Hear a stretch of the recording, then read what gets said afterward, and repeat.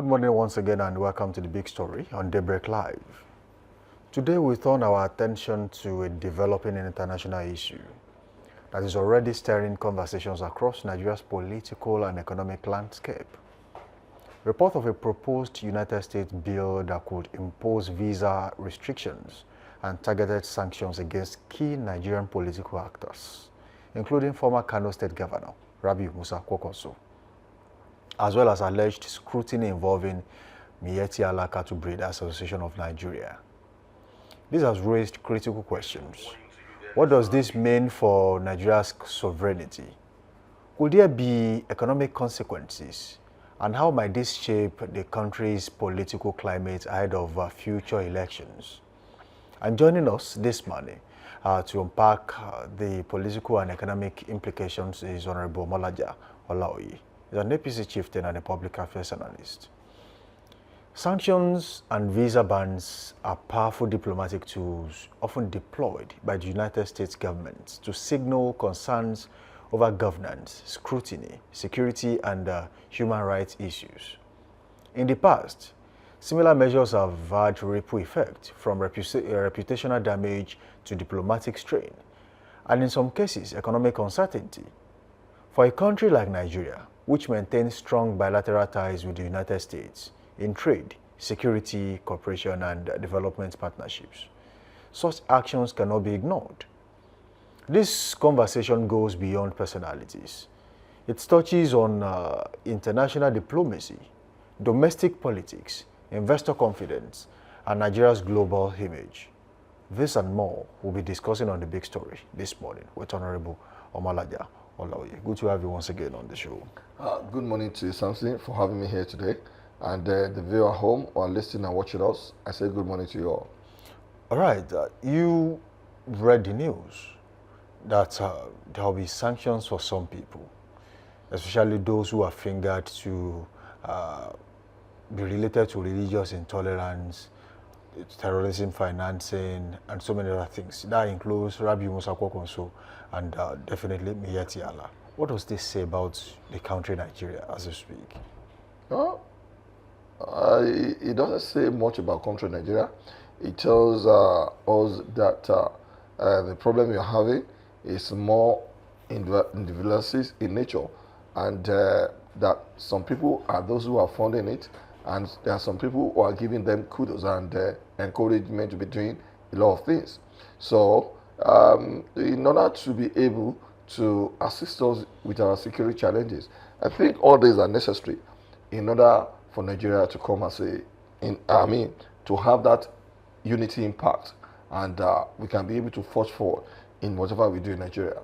So do you see this sanction by the United States as a legitimate diplomatic concern or an interference in Nigeria's democracy and how we run things here? A visa ban or any other fees imposed on an individual in a nation it's not been done in isolation.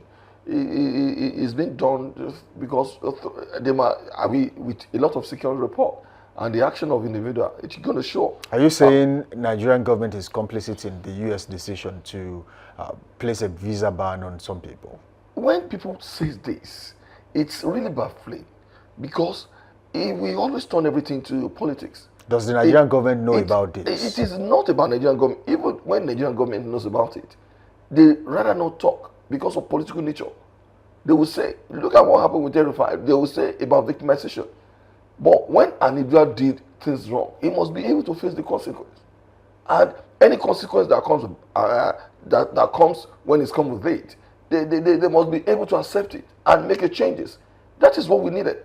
By the time we are attaching political reason to anything an individual does wrong, it is really unfair for the Nigerian government. They knew what like Rabiu Kwankwaso. I remember when there was Fulani and Yoruba fight in Lagos some years back. It was him that came to represent them. And there is nothing wrong in you representing a group. But with the security challenge in the north, we knew that many individuals within the north are the one that's sponsoring it. See, when there was a lot of fighting between probably Taraba or in the north central, we have seen a lot of major generals that are involved in stockpiling of arms to be fighting each other. These are the things we have to point out. See what happened in Benue State when there was fighting between different ethnic groups. You can see some people went as far as United States of America to be saying it is the government that is encouraging people to be killing Christians, which is wrong. We must be able to, if we don't face our challenges, if we don't face our problem, and if you are not going to be able to identify it, assure, call a spade, we are still going to be having this security challenges. So how should the Nigerian government react to this if these sanctions are eventually implemented by the United States? If there's nothing we can be able to do. Is it going to strain Nigeria's relationship with America? It is not going to do that when the issue of Christian genocide came. The Nigerian government doesn't take it to levity. They went and go and exonerated themselves. They made the United States to know, and the Congress to know, that they are not involved, and it was not about ethnic genocide. They admitted that they have security challenges in Nigeria, and they must know how. I mean, they are trying as much as possible to face it. They give them a lot of evidence for them to be able to see that it is not the Nigerian government that is encouraging ethnic cleansing or the genocide between the Christian and Muslim. Anybody that is involved must be able to know how he's going to maneuver his way and explain himself. Should Nigerian government take side in any of this? Nigerian government doesn't need to take side at the end of the day. Anybody that is involved should be able to challenge themselves. They have plead and even encourage Miyetti Allah at so many points in time for them. And that is why you see that the government of Nigeria is not resting its power on grazing in Nigeria. He has been mapping out some places that these people will be able to be tendering to their castle at a point in time. They have earmarked the project, and they are working around the corner, around it, how it can be able to work. Will any of these have any political impact on Rabiu Kwankwaso as a person? It will, definitely it will, because he gathered his power, and the vote he has is secular. It's between. That is why he is trying to bully his way around among the political elite, that this is what he wanted, because he knew he has that power within some ethnic group, and they are following him at a point in time, because it was because he's always in support of them. If not for that, if he's tried as much as possible to make his political sagacity to be known throughout the whole Nigeria, it is not going to be like that. His stand and his political relevance is going to cross across. But now it doesn't cut across. That is for him to know that it's so secular. Okay, now let's talk about Miyetti Allah as a body. Miyetti Allah, the cattle breeders, MAGBAN, Breeders Association of Nigeria, is a socio-cultural organization established in 1970s to represent the interests of Fulani cattle breeders across Nigeria. Its stated objectives included protecting pastoralists' rights, promoting peaceful coexistence, and advocating for grazing access and livestock development. Now, they have had leaders in history, and we will talk about Bello Abdullah Badejo, a recent national president who has faced scrutiny from security agencies and authorities over security-related concerns. You have Muhammad Kirua, served during a period of intense farmer-Ada conflict. Gidado Siddiqui, known for public commentary during clashes in the Middle Belt. Now, these are people who one would say, one way or the other, have questionable characters, especially having been interrogated in the past when it comes to farmer-Ada crisis. Are these people related in any way when it comes to, is there a pattern that the Miyetti Allah is towing when it comes to security crisis in the country? And what is the U.S. saying that average Nigerians are not saying? Thank you very much. You can see that these people were well known because of their reckless statement at many points in time. You can be able to... reckless statements translate to reckless actions? It translated to reckless actions, because people that doing that action, even if those who are making reckless statements are not involved, it has given them a lot of encouragement for them to be doing the startling act, which is not even good to humanity. You see, we must know that a lot of people who are involved in probably tribal agitation are always going to extreme. Talk about Nnamdi Kanu. That is why he finds himself, because he's enjoying unnecessary popularity. And at the end of the day, despite the fact that a lot of people in developed nations where he even lives, they knew it was a security challenge to Nigeria and they are watching it. Still, he has done many damage to Nigeria. A lot of lives have been lost when you are talking about him. Indirectly. Directly, I'm telling you. Because he is a fugitive. That is why he's running around. Some say Nnamdi Kanu never carried arms. He doesn't need to carry arms. Don't you know that words are sharper than knives and are even so stronger than guns? Because it is about when you agitate and you encourage people to be, you are even liable to a lot of whatever you are going, any severe sanctions. Now let's separate allegations, rhetorics, and proven facts from each other. Nigeria has faced serious insecurity challenges, including banditry in the northwest and insurgency linked to groups like Boko Haram. Some political actors and community leaders have accused elements within pastoralist network of complicity in rural violence, especially Miyetti Allah. However, there has never been a court conviction establishing Magban as a terrorist organization. The Nigerian government has not officially designated Magban as a terrorist group, unlike groups formerly proscribed under the Nigerian law, like IPOB. Now, the situation now is, in terms of body language, is the government complicit in the challenges Nigeria has faced when it comes to insecurity, especially with members of Magban making reckless statements that could be inflammatory and detrimental to the sovereignty of a nation? Oh, thank you. No doubt when it comes to that. Nigerian government has, because of the political nature, dynamic political nature and of Nigeria, and that this administration also has played politics with the it lives is and not properties about of the this Nigerian administration. people. Is about the political elite. As far as they are concerned, they are always careful when it's come to making ban. Whether you are Odua People Congress, whether you are Miyetti Allah, whether you are whoever you are, no matter the stone thrown at them, they always try to be very careful because they know it's a sensitive something. But for the United States to have done that, let's be sincere with ourselves. If they knew they are sure of themselves, why do they have to be traveling to the United States of America in the first instance? For you to know, if the United States doesn't see the activities, it wouldn't ban them. It would have said, shit, go to any places. But now, with what happened in Venezuela, a lot of them are now, they knew that there is fire on the mountain. They knew, and when they want to strike, Nigerian government doesn't even have the firepower to challenge them.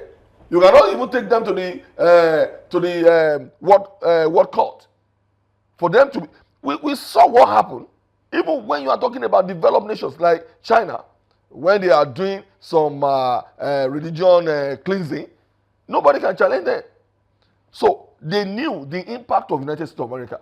They knew they can encroach any government with sovereignty anytime. So these people know that there is problem. You can see the strike that was made in Nigeria during the around December or thereabout, and there is nothing that came out of it. The Nigerian government has to submit himself because it doesn't have the power to challenge the United States of America. So this group, with the ban that been placed on them, they knew there is fire on the mountain, and whatever they do, the Nigerian government cannot be able to challenge them. So they have to be very careful. And all those who are making reckless statements, whether you are Odua People Congress, whether you are Hypo, you have to be very, very careful. So why do Nigerians and Nigeria need validation from countries like the United States to take decisions? That's what I'm saying. It has to do with political reasons. And you want to cut across and you want to be diplomatic because our political terrain now is so complicit. Any person that wants to govern Nigeria must be very careful because, when you are talking about we talk about white being racist, but within ourselves, we are just too tribalistic. And for now, there's nothing you can do. It has been there during the time of First Republic, Civil War. We don't trust each other. So anybody that wanted to capture or be enthroned as a president must be very careful in his utterances. You see what's happening in the Southeast. Despite the fact that the elite knew that what Kanu is doing is wrong, nobody has ever been able to challenge it. Nobody. Was it too powerful? Among themselves, because they knew once you challenge him, there are some IPOB members who are so crazy, are going to kill you, whether you like it or not. So who empowered him? Who enthroned him as the leader of Biafra? It is the people, the ignorance. That is for you to know that there is a lot of... When people talk about Sunday Igboho, you can just imagine them talking about Sunday Igboho that is going to be able to emancipate somebody like me. What does he do for living? And you can see the way he was being worshipped among Yorubas. They take him as God. Are you saying Nigerians ignorantly empower people? I'm telling you, ignorantly. Deliberately. They empower those who are more criminal to be able to believe in them. You can imagine. So you can imagine what... How do you separate criminality from morality? Morality, within, when you are talking about tribalism, people embrace it and they love it. That is the ignorant part of it. Even those who are elite embrace them. Some people will say these people you have mentioned are fighting a just cause. Just cause for what? Who are they fighting for? You can imagine. Do you think is it legal or logical for individual to be given enormous power, to be wielding?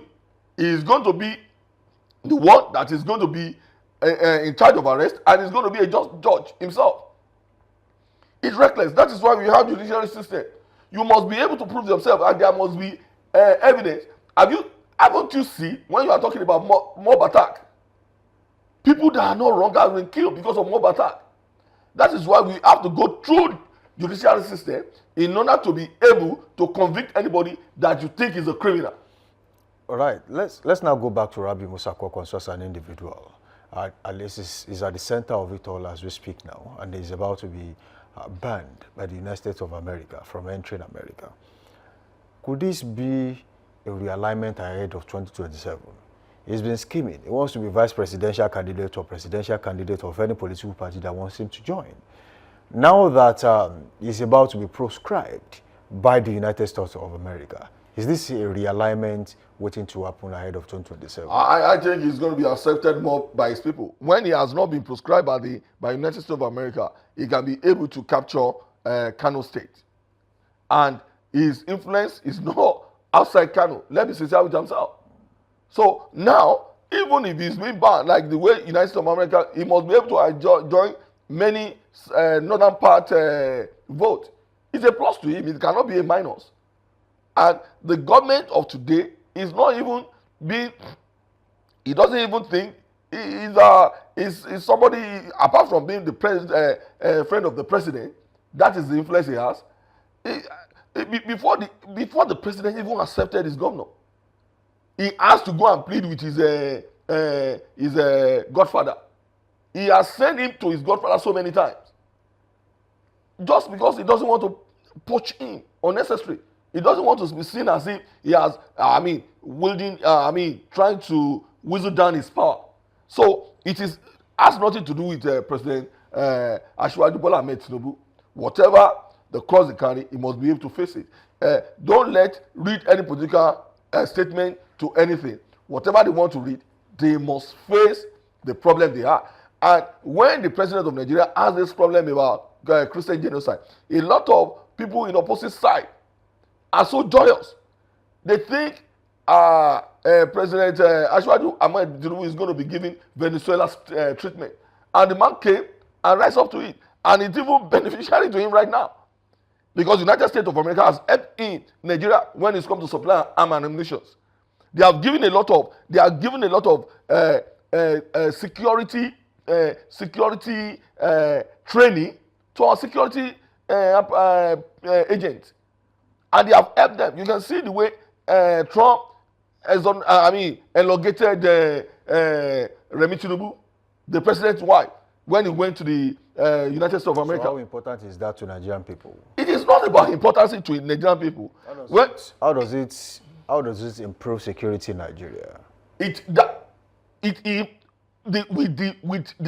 things the way they are treating our security, training our security, he has given us Isn't a that bonus. praised by Donald Trump a makeover just to cover things happening in the country? At least for him to have done that, we are not on a threat zone anymore. It helps us, because you can imagine if Trump came to Nigeria and started to be bombing Aso Rock or Abuja. Do you think me and you can be able to be in this studio? Have you forgotten the reason Donald Trump made the earlier statement was because Nigeria was on the brink?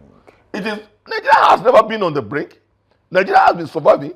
That is why you see our economy being improved. Right now. Is it about survival or living? Are Nigerians actually living? Survival or living is part of it. A lot of countries in the world, they are complaining all the time. People are complaining. If you see what happened in United Kingdom yesterday, all of them talk about immigrants as the immigrant is taking over, because they knew the way they are living before wasn't the way they are living right now.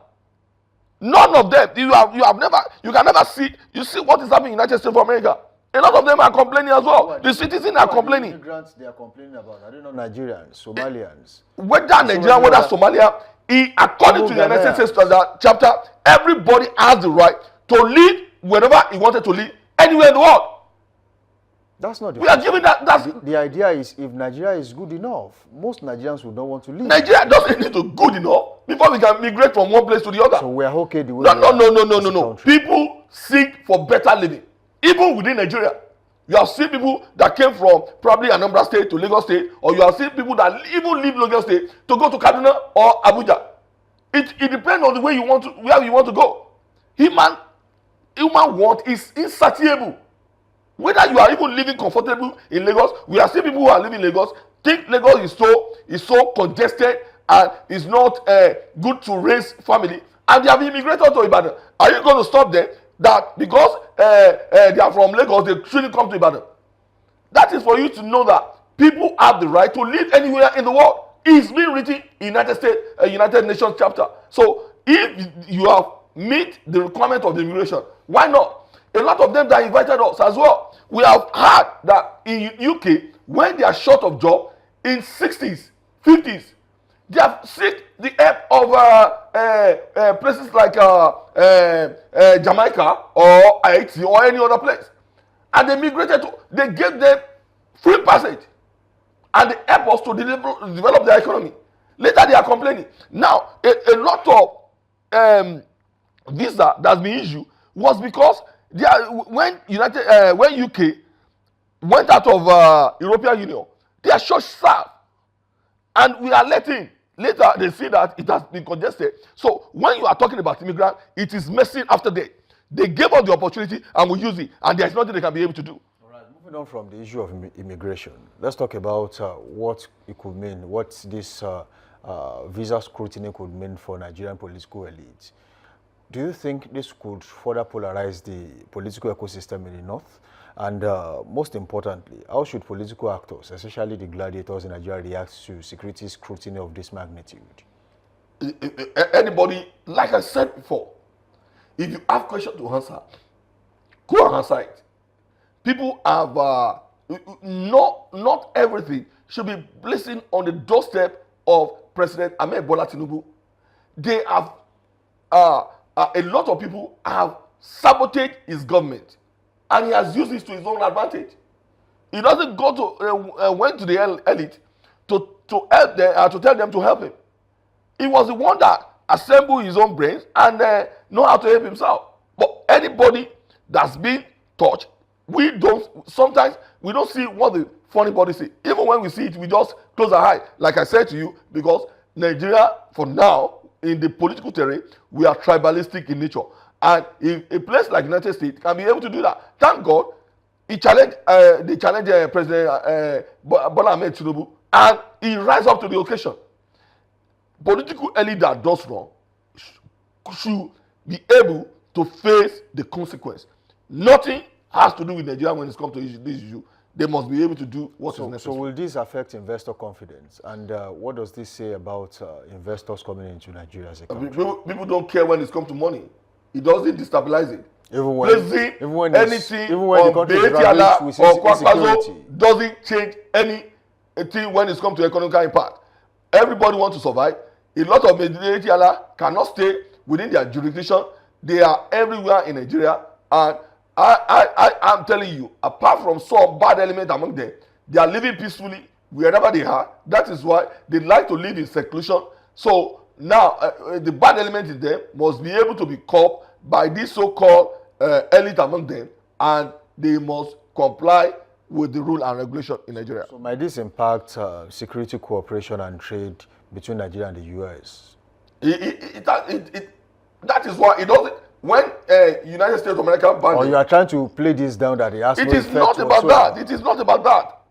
When you are talking about trade, why do you think Rabiu Tinubu went to America? Why do you think President Asiwaju Ahmed Bola Tinubu is planning to go and do the visitation after so many years he has been in the government?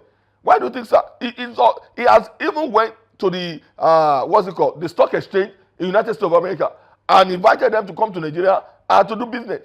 Now, the individuals that are involved are those who are being sanctioned. So it has nothing to do with the Nigerian government. Let anybody that did wrong face the consequence of what he had done. So what forms of reforms should Nigeria be focusing on right now to prevent external sanctions? You see, according to the freedom of speech and freedom of association, there are some things that cannot challenge the court, like what a lot of elite has been doing. When you are talking about sabotaging our security system, and they have used it, and you must try as much as possible to know. You have seen the complicity of some governors who are paying these bandits, who are giving them money. The more you give them money, the more you give them power. The stronger they become. They become stronger. And because the Constitution of Nigeria has spelled it out, it's not ambiguous. There's no ambiguity in it. Because the function of the governor, the function of the local government, the function of the president are there. A president cannot encroach when you are talking about any governor of a state, how he's going to be able to govern. He can only be advised. Despite the fact that they have been advised, they still went ahead and be doing it. But now, thank God that our financial system is now solid, and a lot of money coming in and out is being watched.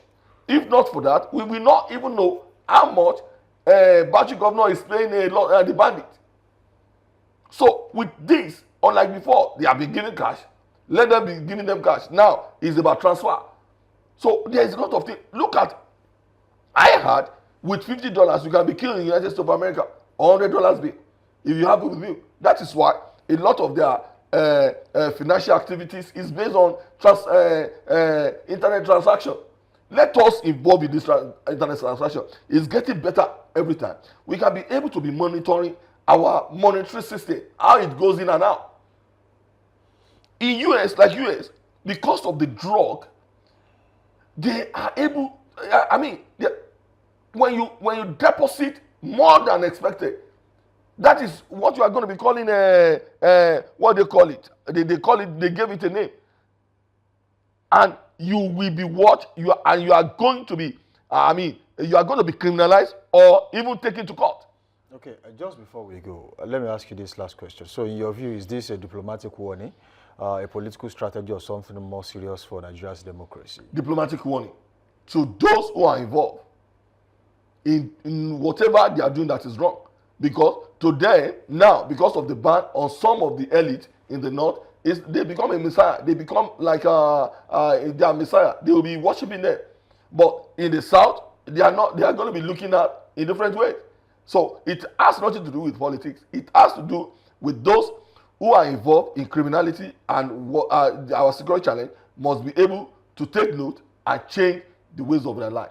All right, thank you, Honorable Mola Jalaye, for joining us on the show this morning. Thank you for having me. All right.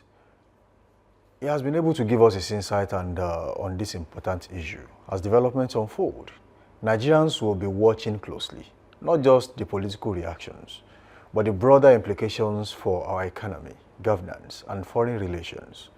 And that's it for the big story on Daybreak Live. Stay with us for more analysis, updates, and engaging conversations as we continue to track issues shaping our nation and the world. Samson Balogun is my name, and the program continues as we bring you Trend Watch.